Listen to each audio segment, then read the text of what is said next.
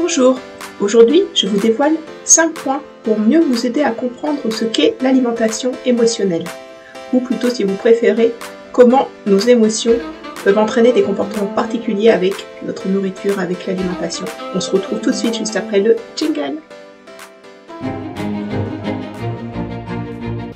Cette vidéo me tient particulièrement à cœur parce que depuis toujours, l'alimentation et les émotions ont toujours été un sujet qui m'a beaucoup préoccupée, voire perturbée. Arrivé à l'âge de faire des études, j'ai fait une bonne partie de mes études au niveau de la faculté de médecine de Nancy, où j'ai pu travailler sur la prévention et la santé, et notamment sur justement ce qui était lié autour de l'alimentation. Le rapprochement avec les émotions s'est vite fait entendre, parce que si on veut traiter véritablement toutes les problématiques liées à l'alimentation, il est nécessaire aussi de comprendre ce qui se cache derrière tout ça et le pourquoi on a certaines difficultés alimentaires, certaines prises de poids particulières ou alors à l'inverse certaines difficultés à s'alimenter. Donc le rapport alimentation et émotion a vraiment tout son sens et trop souvent on ne le connaît pas. Et du coup, cette vidéo, elle a vraiment cette vocation-là, essayer de faire un petit peu la lumière sur ce sujet extrêmement complexe. Et depuis le plus jeune âge, on voit déjà des troubles alimentaires sur les tout petits, alors qu'il y a déjà ce souci finalement alimentaire et émotion qui apparaît. Donc c'est bien propre à l'homme cette problématique-là d'avoir l'alimentation en lien avec nos émotions. Mais c'est extrêmement complexe pour en faire la lumière. Alors si après cette vidéo vous avez un petit peu plus d'éclairage, je pense que ça pourra vous accompagner aussi dans votre quotidien et vous permettre d'avancer sur vos propres problématiques émotionnelles et alimentaires. Alors qu'est-ce que c'est l'alimentation émotionnelle? On l'appelle aussi le stress eating. Ça consiste à manger sans avoir vraiment faim, juste pour apaiser une émotion ou encore pour combler un vide existentiel, de manière consciente ou la plupart du temps aussi inconsciente. Cette faim émotionnelle a tendance à se manifester brutalement et à être ressentie comme urgente. C'est un fléau qui concerne vraiment la population mondiale. Quelles en sont la cause? La faim émotionnelle peut être déclenchée par de nombreux facteurs. L'ennui peut être un déclencheur courant de l'alimentation émotionnelle. Le fait de s'ennuyer ou de n'avoir rien à faire peut entraîner un sentiment de vide émotionnel. Moi, pendant longtemps, lorsque je me retrouvais seule à la maison, j'avais ce besoin d'aller voir ce qu'il y avait dans les placards. J'avais pas une faim réelle, mais cet ennui me donnait l'impression de me remplir en fait en mangeant n'importe quoi que je pouvais trouver dans le placard. Ça me donnait l'impression de pas être toute seule. Voilà, par exemple. Je suis sûre que certains se reconnaîtront aussi dans ce genre de situation. Le stress serait également aussi un facteur important. C'est-à-dire parfois, en rentrant à la maison, après une journée de travail, une journée un peu difficile, on peut voir de nombreuses personnes, et moi j'ai aussi fait ça très longtemps, d'arriver, de me dire systématiquement, en rentrant un peu pour lâcher prise quelque part, avoir ce besoin de vider le stress de la journée en prenant un petit temps où j'ouvrais le frigo et là je me mangeais un tas de morceaux de fromage, ou alors je me prenais des choses moins bonnes comme une tartine avec de la pâte à tartiner, ou alors je trouvais des bonbons qui traînaient. Bref, en général, ce qu'on se met à consommer dans ces périodes de faim émotionnelle, c'est pas forcément les bons produits non plus. On se jette rarement sur les choses les plus saines en général. Parce que justement ce côté stress arrive à être rassuré quelque part parce qu'on va réussir à boire ou à manger, et des habitudes qu'on se donne, des rituels finalement qu'on installe dans nos vies qui vont souvent faire plus de mal que de bien, avec des rituels qu'on instaure et des habitudes qu'on donne qui peuvent amener au fur et à mesure à des vraies dépendances. D'où l'intérêt d'en avoir conscience, parce que par exemple quand on rentre aussi du travail, on se dit tiens, pour décompresser je vais me servir un verre de vin ou alors je vais prendre autre chose qui va finalement être au fur et à mesure une addiction. On va plus pouvoir se rendre compte au fur et à mesure que le temps passe que ce petit temps qui nous permettait d'être une décompression à un moment sans stress finalement devient une habitude, une routine qui nous devient nécessaire, et après on n'arrive plus à se dépasser, arrêter de manger par exemple notre petit bout de chocolat systématiquement le soir parce qu'on se pose et que du coup on devient addict au chocolat, ou on devient addict à notre apéritif, ou on devient addict à notre bonbon, notre paquet de bonbons par jour, ou voilà, beaucoup de moments où on va se mettre en place des rituels qui ne seront pas forcément favorables à notre propre santé, et tout ça, si on le fait de façon consciente, ça peut changer la donne. Donc ça, c'est quelque chose à avoir en tête. Ces petits rituels où notre alimentation émotionnelle va être mise en avant, l'idée, c'est de reprendre de la conscience sur ce qu'on mange ou ce qu'on boit. Alors vous pourrez me dire, c'est bien facile de prendre conscience de cette faim émotionnelle, mais pour ça, comment on fait? Déjà, il faudrait aussi savoir ce que sont les émotions. C'est-à-dire que les émotions, c'est ce qui nous murmure à l'intérieur de nous, un secret, ce secret qui nous dit qu'on a besoin de quelque chose. Ce quelque chose, ça peut être plusieurs choses, ça peut être de la colère, ça peut être de la frustration, ça peut être de la joie, ça peut être de la nostalgie.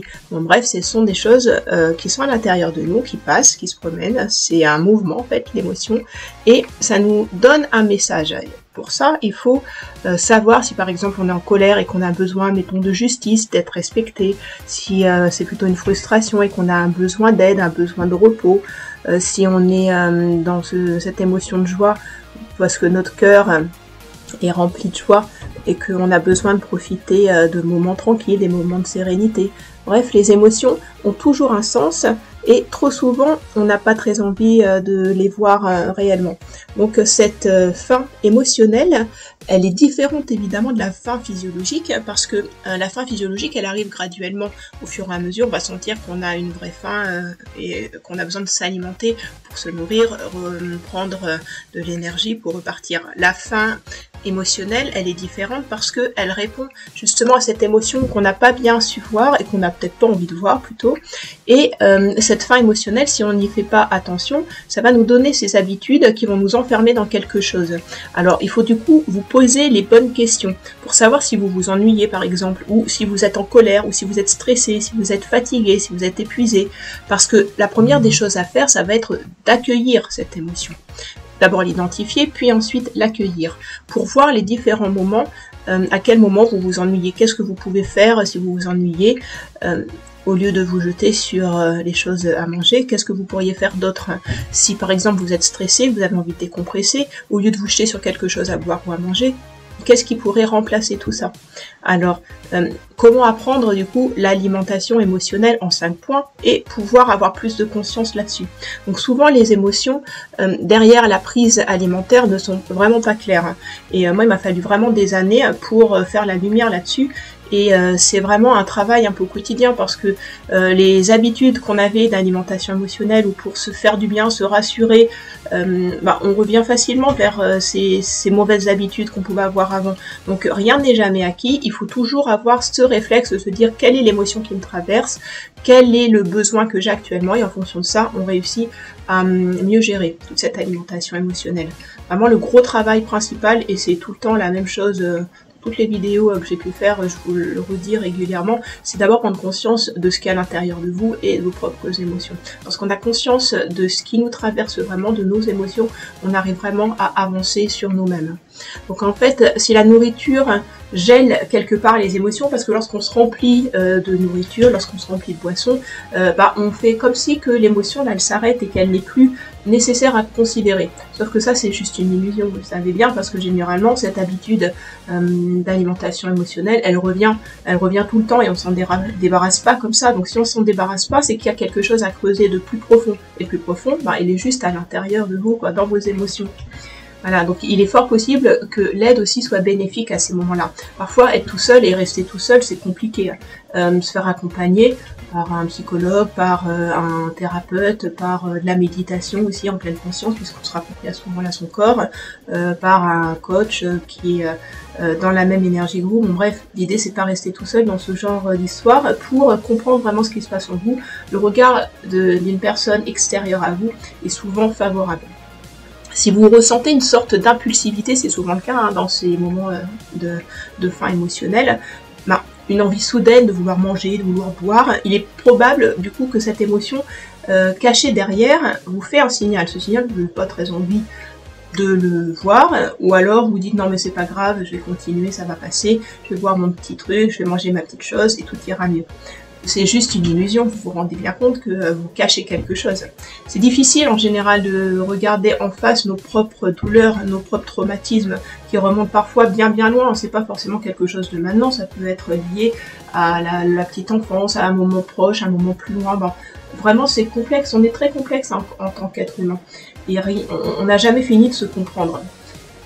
Donc pour avoir une majorité des gens, à force de pouvoir voir autour de moi et puis sur moi-même également, ce qui est très accessible et facile à consommer, sans avoir un impact sur notre entourage, on a vite tendance à pouvoir se jeter sur tout, et puis comme ça, on passe à autre chose. Le passer à autre chose, ça va un moment, jusqu'à un moment donné où on se sent tellement pas bien tout au fond de notre cœur ou dans notre vie, où là on a besoin de réagir. Pendant des années, moi j'en ai vraiment perdu des années, il a fallu vraiment beaucoup de temps avant que je me rende compte qu'il fallait que je me dise stop autour de cette alimentation émotionnelle pour aller de l'avant et trouver enfin qui j'étais. À partir du moment où j'ai compris quelle personne j'étais au plus profond de moi-même et que j'ai accepté les émotions qui étaient en moi, j'ai pu avancer. Sans ce travail-là, effectivement, on reste dans une routine qui n'est pas très saine, voire malsaine et destructrice, et on n'avance pas. À un moment donné, il faut savoir ce qu'on veut. Soit on a envie d'avancer vraiment parce qu'on sait que ça va être mieux pour notre esprit, pour notre corps et pour notre santé, ou alors on se dit on continue comme ça et on verra bien. Voilà, ça c'est vraiment un choix à un moment donné et une question à se poser vraiment, et à être sincère avec soi-même. Si vous sentez du coup que vous perdez le contrôle lors de la prise alimentaire et que vous sentez que vous mangez au-delà de ce que vous auriez besoin, il est fort probable que vous allez continuer comme ça très longtemps pour calmer cette émotion. C'est comme quand il y a un petit enfant qui, pour le calmer quand il nous fait une grosse colère, on lui dit bah tiens prends le paquet de bonbons, ça va te faire du bien. Ah oui c'est sûr, ça le calme un moment, c'est pas pour ça qu'il n'existe plus après que sa colère n'existe plus. Et bien là, quand on fait ce genre de choses avec nous-mêmes et qu'on mange ou qu'on boit n'importe quoi, pour calmer notre émotion, c'est juste le même résultat. Donc si vous sentez que vous mangez par automatisme, que vous buvez des choses par automatisme, c'est là un signal d'alerte qui est sur votre propre tableau de bord intérieur qui vous dit attention, il y a une émotion à traiter, prends-en conscience, évite d'aller trop loin. Chaque personne est différente et chacun a son histoire avec plutôt un aliment ou un autre, une boisson ou une autre. Et c'est cet aliment qui va être choisi, cette boisson qui va être choisie, qui va réconforter. C'est une sorte d'effet doudou un petit peu. Et vous pouvez d'ailleurs explorer si vous mangez le même genre d'aliment, si vous êtes stressé, du coup si vous êtes triste, si vous êtes en colère, ben souvent cet aliment il vous fera du bien. De façon provisoire, temporaire et pas profonde, mais vous avez ce sentiment-là. Si vous sentez que vous mangez des aliments généralement plutôt trop gras, trop sucrés, trop salés, sans faim, et puis sans faim, c'est-à-dire sans jamais vous arrêter, vous pourriez en manger, en consommer pendant longtemps, bah souvent ces aliments viennent apaiser l'émotion, ils servent à vous remplir, et du coup vous n'êtes plus seul, vous vous sentez détendu, parce que souvent c'est des aliments qui vont mettre en avant certaines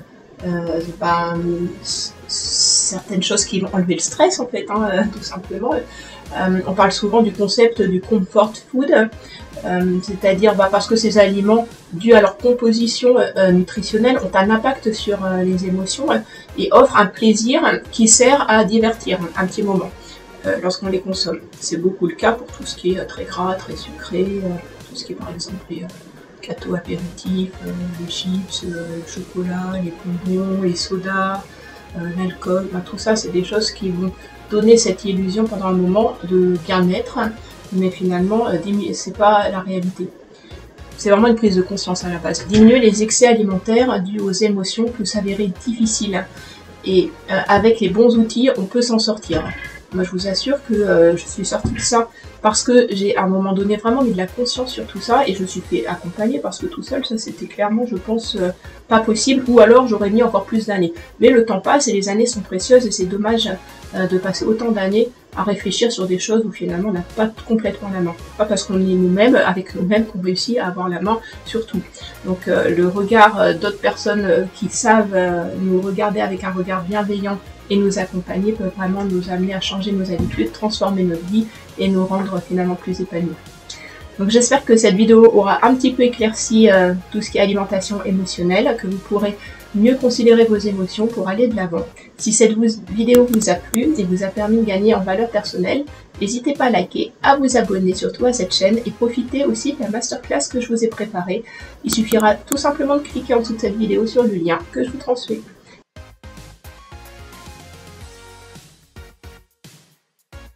À très bientôt, prenez soin de vous.